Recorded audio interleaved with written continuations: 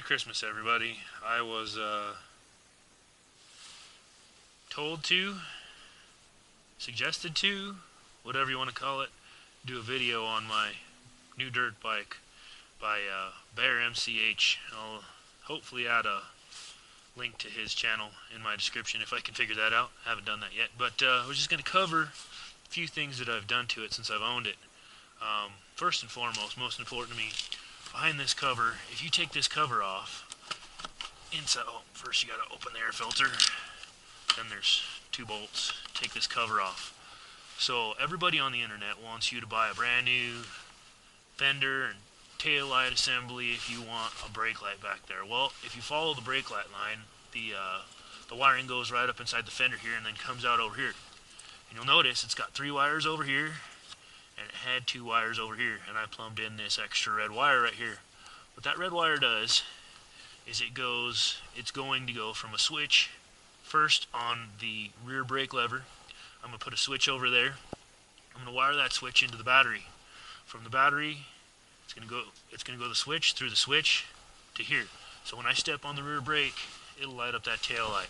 You don't need to spend $130 or whatever it is on, XYZ company's brake light. It's a waste of money. Don't do it.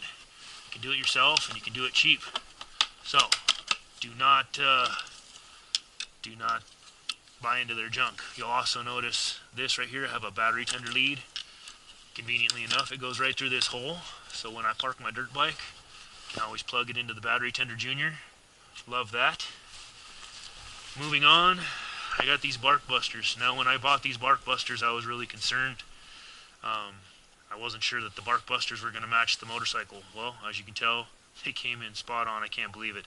They're just cheapo eBay bark busters. I think they were $28 if I remember correctly. They've got this really nifty billet mounting system where you can get it just right to your bike, and for a $25 set of bark busters, man, I couldn't be happier. So those are amazing. I will recommend, probably already figured, but put Loctite on these bolts because they come loose a lot. And I think I put maybe some blue Loctite on those ones, but red in here because I didn't want them coming loose ever. I don't really have a reason to take them off, and if I do, I'm going to destroy that bolt anyway, so it doesn't really matter. Loctite them. And then down here, I have the Unibiker radiator guards. Unfortunately, with these newer 4-strokes, with the radiators, a big Achilles heel is your radiator getting crushed, leaking, whatever. They're worth the money, I'll say that. However, they are pretty intense to put them on. Probably the hardest part to put them on, they come with these spacers that go in here, a Teflon spacer that goes behind here.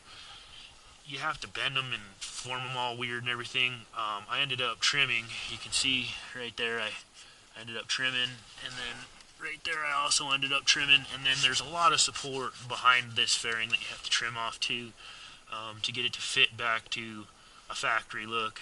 It is not a job that you're going to rush through. I'd give yourself a good hour, because these guys especially, they have a nut on the back of them instead of a threaded well nut like from the factory. I don't know if you can see it there, but they have a nut on them there, and they're not the easiest things to install. So worth the money. Square out some time, put them on your dirt bike, you'll love them. However, not the easiest thing to install. Then finally, down here, I was at the Yamaha dealership, the Itr Skid Plate. I haven't really abused it yet, had the chance to use it. I was just at the dealership. I think it was 100 and maybe 10 from the dealership from Yamaha. So, I mean, that's really comparable to everybody else out there. And, I mean, if you look at these welds, they did a really good job putting this together. I mean, it was really well thought out. It's from the factory for your dirt bike. That being said, it wasn't really machined the best. So, you have a bolt down here underneath in the back, pretty much directly under this case, straight under. There's a bolt down in there, and then 2 bolts up front.